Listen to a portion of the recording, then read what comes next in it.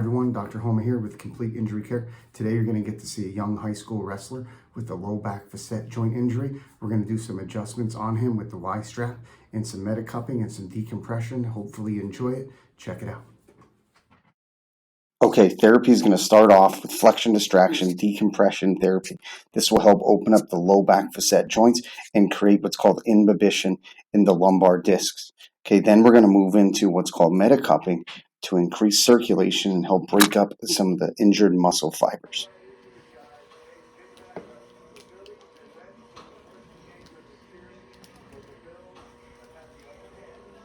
I'm just going to bring it this way again.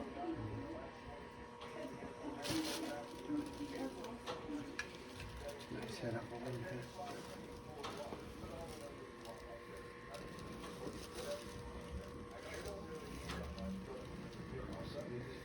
So as I rotate here, just turn left.